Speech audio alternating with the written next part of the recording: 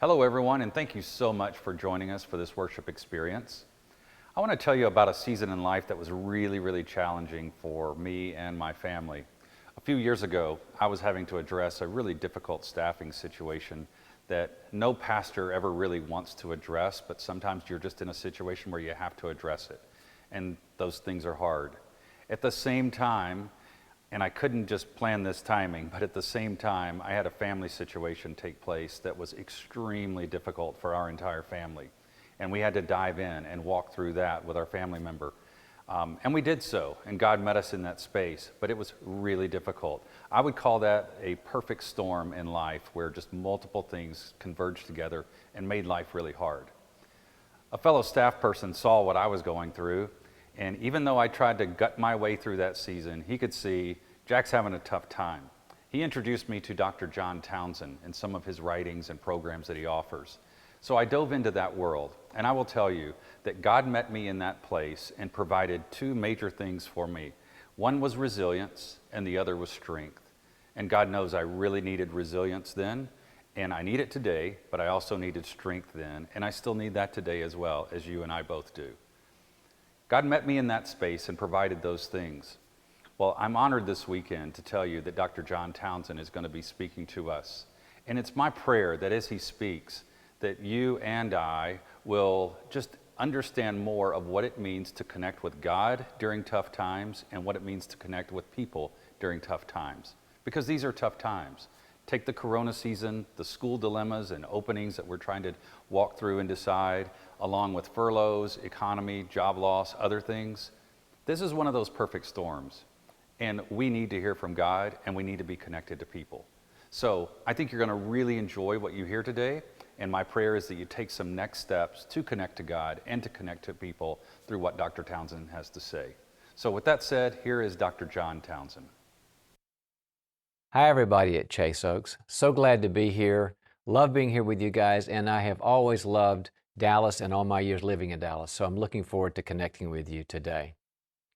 Let's talk today about what the essentials of what we need in life are in order to do well and take care of our families and ourselves and our jobs and all that. The three things that always come to mind when people that I'm working with bring this out is energy and positivity and resilience. We all need energy, and we all need positivity and resilience. Now think about energy first.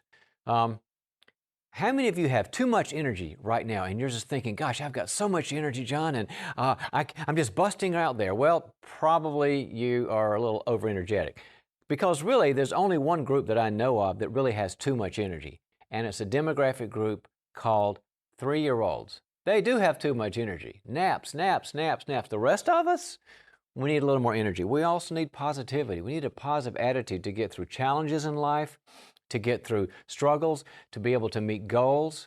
And we also need resilience for those times when we take a step back, or we have a loss or a setback or a hiccup, and how to pick ourselves up and continue where we're going. Well, you know, God is the God who gives us those things. He is the God of providing everything we need. He's the God of providing energy and positivity and resilience, and He gives them to us in so many ways. He provides them for us with His Word, and also with the power of His Holy Spirit, and also with how much He loves us and all the guidance He gives us. Now, there's also another source of energy and positivity and resilience that God provides, and sometimes it doesn't get spoken of that much, and it's what I would call the horizontal aspect of energy and positivity and resilience that you hear in the Bible all over the place, but sometimes you don't hear it just from life. All the things I mentioned earlier were what I call the vertical aspects, reaching out to the Lord and prayer and the Bible and the Holy Spirit. But the horizontal is people, us. That's why the key verse here that I have down here in your handout is from 1 Peter 4:10, one of my favorite passages. It says that each of you should use whatever gift you've received to serve others as faithful stewards of God's grace in its various forms.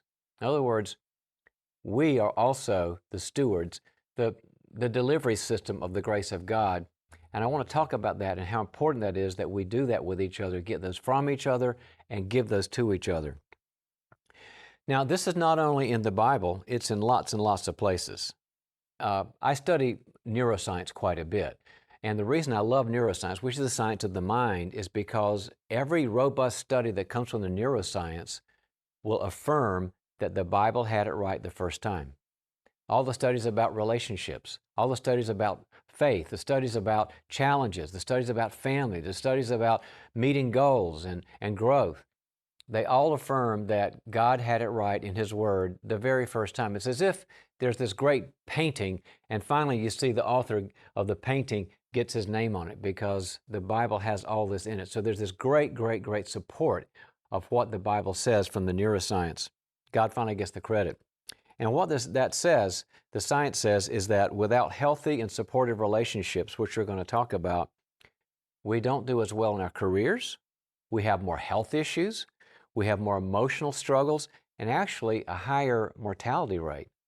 So this isn't some kind of kumbaya, this would be nice thing. This is hard science, and it's hard data. And it's Bible too. Genesis chapter 2.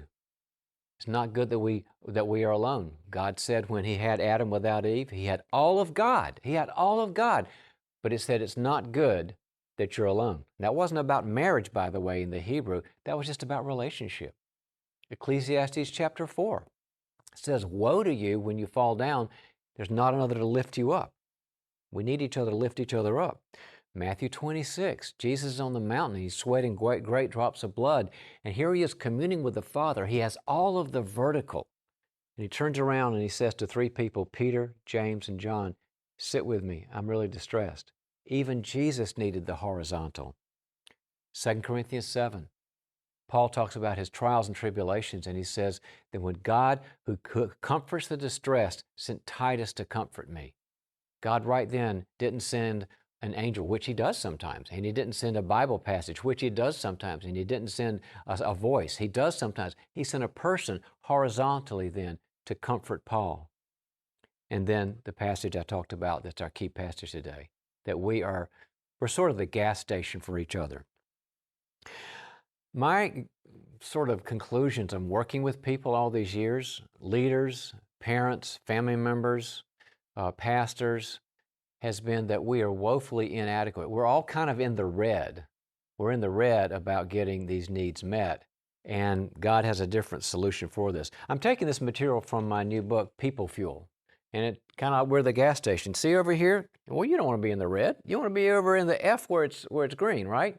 That's what we're going to be talking about, is how do you get out of the red and the deficit into getting your tank full and filling up the tank of other people as well. What I'm doing is I'll be presenting to you the concept of relational nutrients. Now let me explain what relational nutrients are. We all have bionutrients. We all are into that these days. You want to make sure you've got enough calcium and enough iron, and you've got enough other kind of things just to stay healthy. We all take our supplements. We're trying to eat right these days. And bad things happen if you don't have the right nutrients. If you don't have enough iron, you can have anemia. If you don't have enough calcium, you can have osteoporosis and these sorts of things. So you want to make sure that you've got enough of these things and you don't have a deficit in the bionutrients. Well, the concept I came up with of relational nutrients is very similar, is that we have things that we give to each other to keep us healthy and functioning and energetic and positive and resilient, but they don't come through a pill. They don't come through a supplement we take. They come from my brain to your brain and your brain to my brain via conversations. It could be a face-to-face conversation. It could be a digital conversation. It could be a phone call. It could be a text. But there's ways that we give what we need to give to others and that we get it back from them that builds us up with energy and positivity and resilience. And so the concept of relational nutrients is sort of what I wanted to drill down with us today and give you some practical helps on it. There's 22 of them that I've discovered, and 22 is a big number. That would be a really long sermon. I want you guys to go have lunch. So I've got them categorized into 4 quadrants, 4 areas, and they're all 5 or 6 into one of those 4. Because if you can take away that there are 4 areas and there's one of those that really means something to you, it's been a good day, you're going to get something done. So the first quadrant is being present. being present with each other. We need to be there for each other. They need to be, and we have to have them be there for us. Now, what is being present? Well, Romans 15:7 says, accept one another, then just as Christ accepted you in order to bring praise to God. The idea here is that we are to communicate that we are for each other, but with few words. To be for with each other with few words. Just to communicate, I'm with you here, and I feel your pain here, and I'm your friend, and I want to be here, but I'm not going to like give you a whole bunch of words of wisdom right now. I'm just going to be present. You probably know some people in your lives that are very present, and some people that have a hard time being present. I got a story about that. Um, when our children were small, we would have these other families that we would do things with because everybody got along, and the parents love each other and the kids love each other. So you go on trips and vacation. There was this one family we just loved being with. We were on vacation with them, and during the vacation, one of the young girls came up to me. She wasn't a young girl by this time; she was in college, and she said, "Can I talk to you?" And I said, "Sure." So we get alone. And I think we're walking around the backyard, and she says, "I'm having a hard time." And I said, "Well, tell me about it." She said, "Well, I'm in college, and I'm graduating in a few months with a communications major, and I have no job and no prospects." And if you're in communications, it's been hard to get jobs with that kind of major. I said, "I'm so sorry. That's really a difficulty." She goes, "Well, that's not all." And I said, "What else?" She said, "Well, also, um, Spencer and I broke up." And I went, "No, don't tell me. We love Spencer. We had dinner with him. He was the greatest guy. We thought he was God's guy for you." She goes, "I don't want to go into it, but it's over. It's really over, and I'm kind of a mess. My heart's sort of broken." I said, "I'm so sorry. That's 2 strikes." She said, "There's another one." I said, "Well, tell me. That's a lot." She goes, "I'm not sure I believe in God anymore." And I went, my heart just sank, and I said, "I'm so sorry." She'd grown up in a Christian home, went to a good church. I said, "Tell me about it." She said, "Well, I'm in a university with 40,000 other students, and we have all these late night talks. I'm taking these religion courses, and I'm beginning to wonder if my faith has just kind of been scotch taped on my head by my parents because I love them, but I really haven't thought through if it's my faith or not, if I really believe it or I just love them. I don't know. So I don't know if I believe." And I thought, she's in trouble. I love her. And I just told her, I said, I love you. I've known you since you were born. And also I had some empathy for it because I knew somebody in their 20s who had relationship problems and job problems and faith problems. Guess who that was? That was me. So I had a lot of empathy for it. I said, "Tell me what I can do. I'll do anything." She said, "Well, fix my mother." And I went, "Well, that's kind of, how did we get there? I mean, we're talking about faith and jobs and boyfriends." And I didn't get the mother part. She says, "Well, let me tell you the story.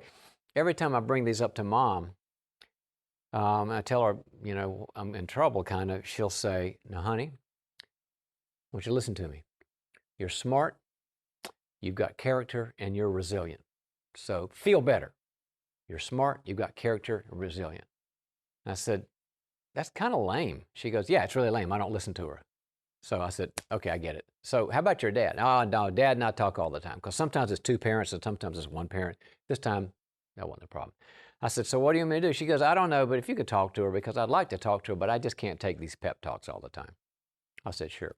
So I grabbed Mom, different talk. Now we're in the backyard, and I said, "Your daughter's in trouble." She goes, "I know she is." I said, "She's got no job prospects. She's got her heart broken. She's not sure about her faith." She goes, "I know. It's really bad. I know." And I said, "She tries to talk to you." She goes, "Yeah, I know. I know." And I said, "She tells me that you tell her she's smart and she's got great character and she's resilient." She goes, "Yeah, I know." And she tells me it's not working. She goes, "Yeah, it's not working. Fix my daughter." So now I'm thinking, this is a fun vacation, so I'm supposed to do this. I said, "What am I supposed to fix?"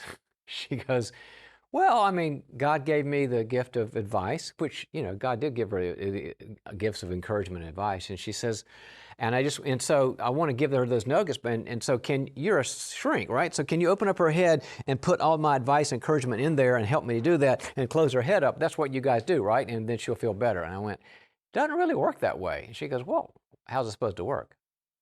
And I said, "Well, look at it this way. Your daughter, in a way of speaking, fell down a well. She fell down the well of a broken heart and the well of fears about her future and the well of where is God? And it's a 40-foot well and it's awful and it's scary and it's damp and dark and she's overwhelmed and she's in a really bad place. And you love your daughter. I know how much you love your daughter. So you come along and you see your daughter in this well and you look down at your daughter and you care about her. But from where you are, the sun is shining and, Alexa's playing, Hillsong over here and that's great. But from where she is a different position, you're kind of in a better place. And so you look down at your daughter and in effect, you say, honey, you're smart and you're got great character and you're resilient. Come on up, like Bob Barker in the old days used to say, come on up. And she ignores you. She goes, well, what am I supposed to do? I said, well, let me tell you what your husband does. He's a very good friend of mine. I said, and I know him very well. I said, he feels the way toward his daughter, y'all's daughter, that you do. And when he sees her in the well, he does something different. He looks in the well and he sees in her pain and she's overwhelmed. He goes to the edge of the well and he jumps in the well and he picks up your daughter and he holds her and he says, I've got you. And it's really scary and it's overwhelming here and it's dark and it's cold. And I've got you. I've got you. And I'll be here with you until we're ready to come out of this. And that's why she listens to him and not to you. Now, my friend is no fool. She's a very, very, very loving person. She said, you're telling me to jump in the well. And I said, I am. You're a leader. You're a mom. Your daughter needs it. She said, it's so hard for me. I want to encourage and build up and give advice. I said, there's a place for all that. We need all that. But you've got your sequence reversed. It's kind of like a upside down. She said, what do you mean? I said, well, if you go to John chapter 1, and in the Gospel of John, verse 14, it says that Jesus came to the world through two things, grace and truth. And in the Greek, it doesn't say truth and grace. The syntax, the order is significant there. It says grace and truth because grace is how you earn the right to tell the truth. Have you ever been truthed by somebody who didn't give you grace, even though they were right on about their feedback, but there was no grace? You felt judged, you felt beat up, you felt misunderstood. Now, I'm not talking to my friend here. I'm talking to us, here now, all of us chickens. I felt awful when somebody gave me the truth and didn't give me the grace. Grace gives you the right to say, I can listen to you. So you just got to turn your sequence around and give her the grace of jumping into the well with her, being present with her, attuning to her, identifying with her, validating her feelings, validating how she's doing, being present with her, comforting her. That gives you the right to give the truth. She goes, well, that's not natural for me. I said, I know, it's just a skill, but you got to learn it. So vacation ends, everybody goes their ways, and I checked in on them a few weeks later, like 6 weeks later, and the daughter goes, Mom and I talk all the time. We're good. And I went to the mom, and Mom said, I learned the skill. We're good. So now, how does that relate to us? Well, you can probably tell. Most of us right now, I do this talk a lot, and when I give the talk, probably 90% of us in the audience are thinking, I've got to get better about getting into the well. I give advice too quick. I try to cheer up too much. I got to learn how to be attuned to other people and validate their feelings and comfort them and be present with them, and you do. But I want you to take that thought. It's a good thought, and I want to put it into the parking lot in your brain for just a second. You can get to it later. Here's another thought that I want to put in your brain, and it's 7 words, and this is 7 words for you. Here's the 7. Who am I inviting to my well? Who am I inviting to my well? Who am I asking to come in because I'm overwhelmed? I'm upset. I feel like a failure. I feel like I'm not doing a good job. I'm scared. I'm angry. I'm sad, whatever. Who am I inviting to my pain? Because we feel guilty about that. We're supposed to only go to God with that and just give to everybody else. And yet I just gave you 5 passages a few minutes ago that say, no, people are supposed to come into you, but you've got to invite and ask. That's my challenge. I want you to give it to others, but I want you to ask for it as well. That's the first quadrant of nutrients. The second one is to convey the good. Simply put, it just means to give words that dispense grace to one another. I love that passage, Proverbs chapter 16:24. Gracious words are a honeycomb, sweet to the soul and healing to the bones. These are the words of encouragement. These are the words of, I have hope for you. I respect you. I affirm all the good things you do. You see, there's the positivity we need. It's sort of like we're each other's Prozac. There's the presence in quadrant one. We just got to be in the well because people don't feel understood if there's nobody in the well with them. And now, here's the give them good words. Encouragement, hope, respect. Give you a story about that. Blew my mind. I was in a company I owned many years ago. I was getting in the elevator. Our organization was on the fourth floor, and so got in the elevator to go to lunch. And another person there that worked with us, Jim, he got in the elevator too. And he was one of our tech people, but he was also very good with relationships. He was kind of that gifted with tech and gifted with people. And so how long does it take to go down an elevator? I don't know, 12 seconds. So we're going to lunch. He's going to his lunch. I'm going to mine. And I said, by the way, Jim, I just noticed how good you are with people. You're great with tech, but you're really gifted in how people come to you and how you understand them and they're drawn to you and all that. You're good at that. I want to encourage you there. And he goes, oh, thanks. We go to lunch separately. Well, he left the company about 6 months after that. He got a great offer and we wished him well and it was good. So I saw him at a party 3 years after that. And I ran into him. I said, gosh, I haven't seen you forever. How are you doing? He says, oh my gosh, I'm doing great. I got my counseling license. I went to school. My wife said, you know, we can do it, and I believe in your help. And so she was supportive, and the kids were supportive. And now I'm doing a counseling practice. I'm so happy. I feel like I'm in my spot. And I said, man, fantastic. Congratulations.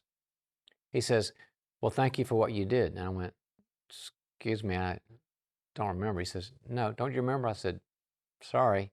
He said, we were in the elevator and you told me I was gifted and it meant so much because you have the company, and I thought, I know that, and I went to my wife and we prayed about it and thank you for what you did. And I kind of came back then, the elevator talk, but it was a one-off, guys. It was just something I threw. It was gracious words, but think about what it does to somebody. Somebody needs to give you gracious words, and maybe you need to give somebody else gracious words. In other words, delivering good things, providing good things. The third quadrant is providing reality. Sometimes we need not only just hope and encouragement and positivity, we also need reality from others. Proverbs chapter 19, verse 20, listen to advice and accept discipline, and in the end you'll be counted among the wise. We need the Yodas in our life, and you need to be a Yoda to others, whatever your specialty is. Parenting or technology or art or growth or spiritual direction or helps or whatever. We're each other's Yodas. I was working with a couple and their 12-year-old son. He was out of control, just out of control, and just acting out and bad attitude and all this. And I could tell the parents weren't aligned on how it happens. So I said, how do y'all handle this?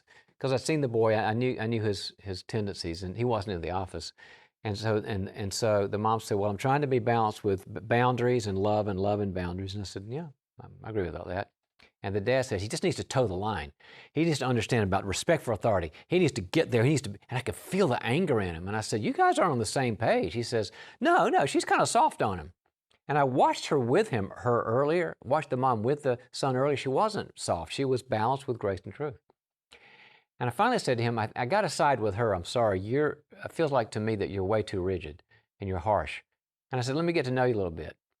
Long story short, at the background of this was a father that this man had who was very harsh with him and very demanding and moved the goalpost. Like if he made a B, why didn't you get an A? If he made an A, why didn't you get an A plus? If you've ever had a goalpost relationship where you're never enough, he was never enough. And he took that and he began parenting his son that way. And when I told him there's a connection between how your dad hurt you and the way you're dealing with your son, he broke down in tears. And he said, I'm doing what my dad did to me. I never put it together. And he turns to his wife and he said, I'm sorry. I'm sorry. And they had this moment where they just hugged each other. And he said, I'm going to be balanced like you are. And they're doing fine. The kid's fine. They're fine.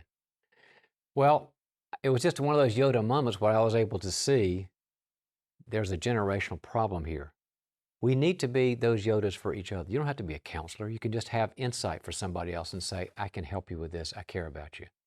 And you probably need people in your life that give you ideas, wisdom, and feedback to help you. And then the last quadrant, calling to action.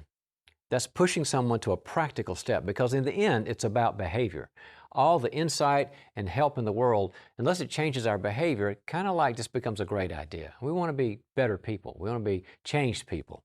James 1:22, do not merely listen to the word and so deceive yourselves. Do what it says. And these are the relational nutrients like having a plan for someone, coming up with a developmental move. When I work with leaders, we help them find developmental paths for their top executives.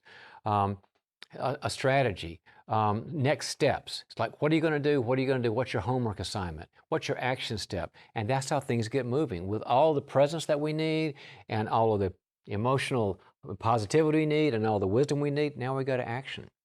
I was working with a couple. I was working actually with an entire family. I do a lot of coaching with families as well as organizations. And I talked to a young man in his late 20s, early 30s, and I said, how are you doing? He said, well, I'm doing really well as a husband. My wife says I'm a good guy. That's good. And my kids are doing well. But I'm not doing good for me. I'm gaining weight, and I'm kind of busy all the time, and I'm kind of tired. And I said, yeah, you got a problem in self-care. All leaders have a problem with self-care. And he said, yeah, I would like to just sort of have a little more me time. It's not selfishness. It's about like filling up your tank. And I said, are you good at it? He said, no, I feel guilty when I do it, so I'll blow it off, and I either take care of my wife or I take care of my church members that I'm working with, or I take care of my kids. I said, so you need some you time. So you need what? What would be nice? He said, gosh, just to take a walk, be by myself, play my music. And I said, okay, I'm going to be your nice little kind of like reminder. I'll be your text reminder. I think like 2 times a week for a month, I'm just going to text you and say, are you taking care of you? And he said, I don't want you to go to that trouble. I said, no, I think I need to have some skin in the game. And so I will do that if it helps. He goes, okay. So every 2 weeks, I didn't do a mean coaching thing like, get off your, end and do things. It's just like, hey, just thinking about you. Hope you're taking care of you and got that daily you time today. And after a month, he goes, I'm doing it. Thank you. I just need those reminders, and I realized I'm a nice guy, and it makes me a better husband. It makes me a better executive. It makes me a better parent just to have that time because I feel better. Thank you. It was just a little action step, but it made all the difference in the world. My point is, steps are important. Well, those are the 4 quadrants, and those are how we grow each other up, not just vertically with the Lord, but also horizontally, the Bible teaches and the science teaches, with each other. What's your next step? Here's a couple of ideas. Which nutrients can you request from a safe person this week? Who do you got in your life that you can say, I don't ask very well, and I've got a well with a parenting issue, or I've got a kid who's not doing well, or I'm scared about my job, or my marriage is struggling, or my self-care, or whatever. Who can you go to and say, I don't need advice right now. I just need you to be here and be supportive. Sometimes you have to train people like I did, not to give 14 pieces of advice, but just to say, tell me more how it feels. It sounds hard. I'm your friend. I want to know more. It sounds overwhelming. Just stay present. And the second one is, which nutrients can you provide for another person this week? People need it just like you need it. So my prayer and my hope is that you will see that we all need a vigorous vertical life with God, but we deeply also need to be able to give and receive nutrients with each other. I hope that's going to be your path. It works and it's effective. So God bless you.